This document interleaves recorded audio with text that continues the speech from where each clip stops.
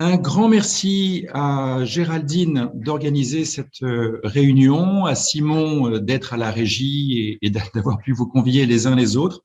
Un grand merci à toutes et tous, bien entendu, d'avoir pris un petit peu de temps pour nous rejoindre et qu'on puisse parler de tourisme de bien-être, de tourisme responsable, durable et surtout de savoir comment prolonger la saison la saison estivale qui va démarrer bientôt, en la prolongeant avec l'été indien, septembre, octobre, pour donner envie au tourisme local, régional, national et même maintenant international avec la levée des restrictions sanitaires qu'on a pu connaître ces 2 dernières années, pour faire découvrir la richesse de vos patrimoines locaux. Donc, je vais passer quelques slides que vous allez pouvoir retrouver. Elles seront envoyées en PDF et puis d'autres documents qui pourront vous aider aussi avec vos équipes à vous inscrire rapidement. On a pas mal de documents. Mais voilà, j'avais envie de donner un grand coup de chapeau à toute l'équipe de Niederbronn-les-Bains qui, pour la 2e année consécutive, est championne des villes de bien-être en France et en Europe. La ville qui les supplante au niveau mondial. Est-ce que, Simon, tu peux mettre en sourdine ou en silence les différents participants, s'il te plaît? Comme ça, on va éviter d'avoir Où est-ce qu'il met les places de voiture du plancher d'image? Des conversations. Je te laisse, Simon, pouvoir mettre en silence les uns les autres. Et puis après, on va réouvrir vos micros pour que vous puissiez poser les questions. Mais voilà, la seule ville qui supplante Niederbronn-les-Bains, c'est Punta Cana, avec 120 activités qui ont été organisées.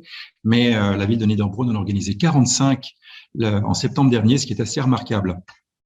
En quelques mots et en quelques chiffres, eh bien, ce week-end mondial du bien-être, que l'on appelle en anglais World Wellness Weekend, a démarré en France et en Belgique, parce que je suis français et j'habite à Bruxelles.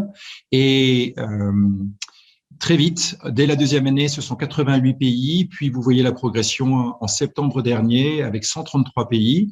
La Covid n'a pas freiné l'élan et l'appétence de maires, de gouverneurs aux États-Unis, de ministres du tourisme, des sports ou de la santé, que ce soit au Québec, à Chypre, en France, bien entendu, en Irlande, et de nombreux maires et d'offices de tourisme, de participer, que ce soit en présentiel ou que ce soit en ligne, pour mettre en avant le potentiel de tourisme et le tourisme de bien-être.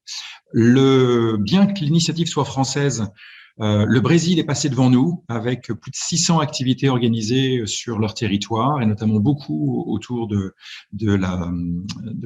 l'écologie pour planter des milliers et des milliers d'arbres. Ce sont peut-être 600 000 arbres qui ont été plantés l'année dernière et sur 2020, à la mémoire justement de nombreuses personnes décédées de la Covid. L'Italie nous talonne, les États-Unis sont tout près, le Mexique, la République dominicaine n'a qu'une envie, c'est de passer devant. Il y a une émulation formidable de la part de nombreux pays et de nombreuses villes, notamment en Italie, vous le verrez avec la ville de Florence qui souhaite être la ville de la Renaissance après les années Covid. Je vais pouvoir entrer un peu plus dans le détail. Cette slide, vous pourrez la lire, mais en 2 mots, c'est notre engagement auprès du bien-être, enfin sur le bien-être et sur le tourisme de bien-être, n'est pas lié que au nom du bien-être, mais aussi au nom des objectifs de développement durable des Nations Unies. C'est pour ça que j'ai été invité à Davos à 2 reprises au Forum économique pour parler de ce que notre profession de l'hôtellerie, du tourisme de thermal, de thalassothérapie, et du bien-être peut faire pour contribuer au 3e objectif de développement durable des Nations Unies. Ils en ont 17. Le 3e, c'est bien-être, c'est santé et bien-être pour tous. Pas seulement à travers la vaccination, mais à travers les 5 piliers du bien-être qui sont mieux dormir, mieux manger, mieux bouger, mieux se reposer. Et oui, et j'espère qu'un jour, on aura une sieste géante à Marseille qui pourra l'illustrer, parce que tout ce qui est santé mentale, vous l'avez vu, est sur le devant de la scène et des médias, et qu'on a vraiment besoin de relaxation guidée, de méditation, et pour arriver à gérer son stress et développer la résilience. Donc voilà. Et puis, invité aussi aux Nations Unies à Genève pour présenter dans le cadre d'un événement ce que nous faisons et comment nous nous rapprochons peu à peu des 197 pays représentés à l'ONU, avec déjà 133 l'année dernière et on espère 140 cette année. L'année dernière, en septembre dernier, ce sont 2300 professionnels dans 133 pays qui se sont mobilisés, qui ont organisé au moins une activité, qu'elle soit sur site, dans leur hôtel, dans leur centre thermal, dans leur thalasso, dans leur spa, dans leur centre de fitness, de yoga, dans leur établissement pour ouvrir leurs portes et faire découvrir au public local, régional, national, qu'ils sont là, qu'ils existent. On aura d'ailleurs des exemples qui vous seront présentés ensuite, mais aussi de nombreuses activités en pleine nature. À l'époque, on voulait aussi respecter tout ce qui était distanciation sociale, port du masque, pour éviter d'être un événement qui disperse le Covid. Donc, aucun cas recensé dans les 133 pays avec nos différents événements qui, pour certains, on réunit 50 personnes ou plus de 100 personnes. Et puis, énormément d'activités en ligne qui ont permis à des villes comme Angoulême, par exemple, d'être présentes en ligne avec de la vidéo 360 degrés. Et puis, à travers le monde, des cours de yoga, de fitness, des relaxations diffusées en ligne spontanément pour que ces villes, ces destinations puissent apparaître tout au long de l'année.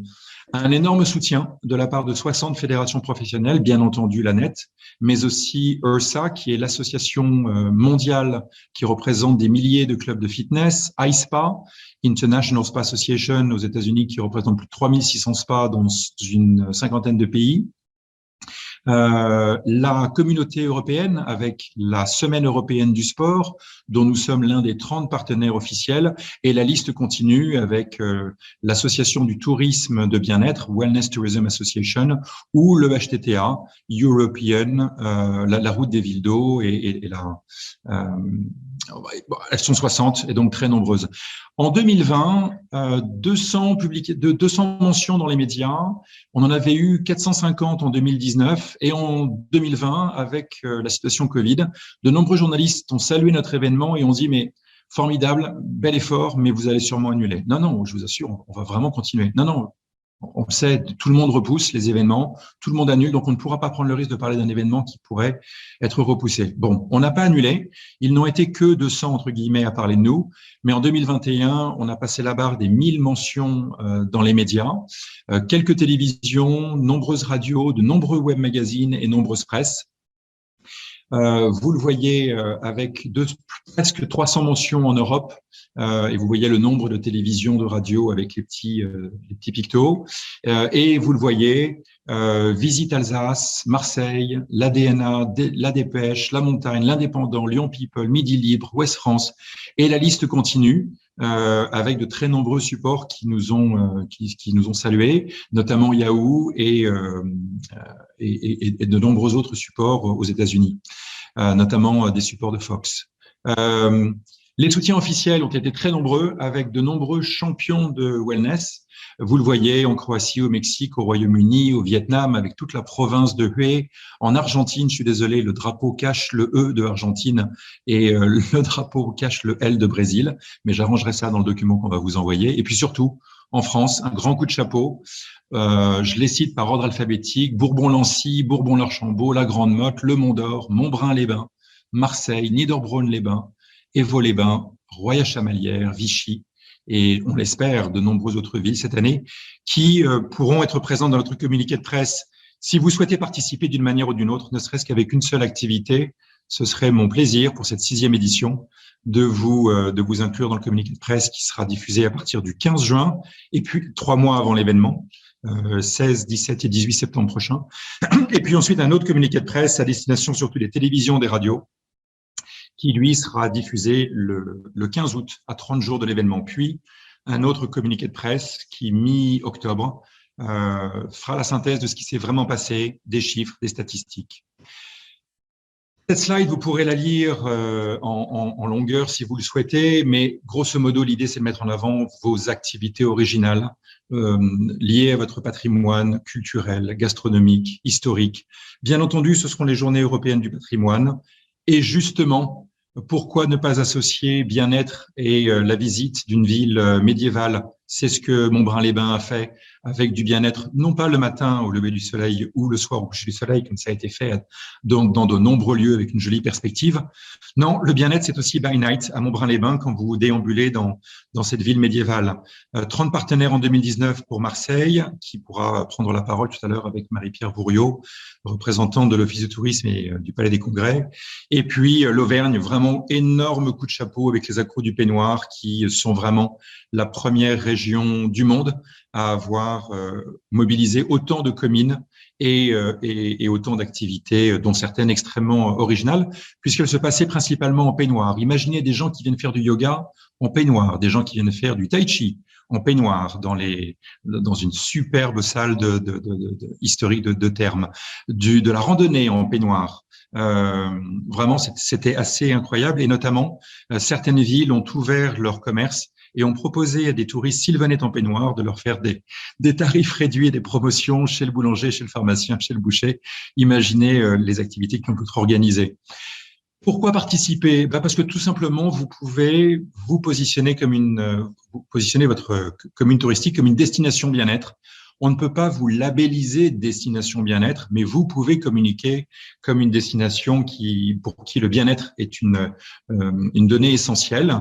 Il s'agit de promouvoir la santé, bien entendu, pour vos habitants, les touristes, mais aussi à travers un de nos partenaires, qui est une application américaine, Centred, qui veut dire être centré, être aligné. Centred, qui a 57 millions de membres. 57 millions de personnes utilisent cette application et cherchent des destinations près de chez eux ou des destinations dans lesquelles ils vont voyager pour avoir des offres spéciales.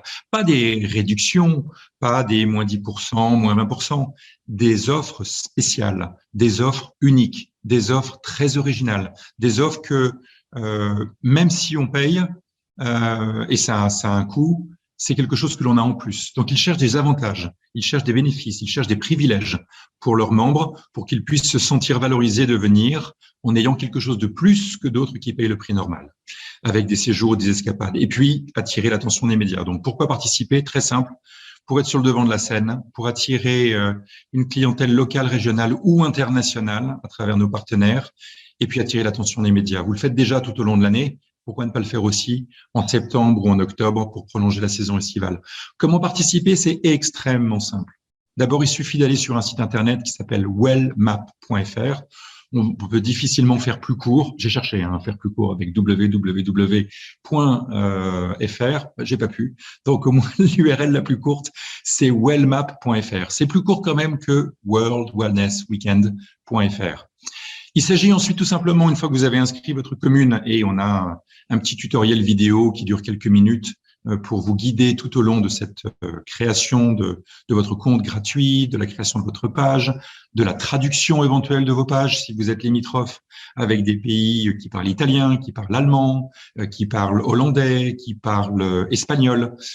C'est très facile de traduire les textes, mais vraiment, il suffit de cliquer sur un petit lien et un cadre apparaît et vous pouvez annoncer ce que vous faites en français dans une langue proche ou en anglais pour nos, bien entendu, pour Saint-Hilaire du Harouet du côté de la Manche. Il s'agit aussi, pardonnez-moi, d'informer vos partenaires touristiques et les associations. C'est quelque chose dont Marseille pourra parler parce qu'ils le font très bien depuis des années, avec votre site internet, avec vos newsletters, pour simplement leur dire un événement va avoir lieu.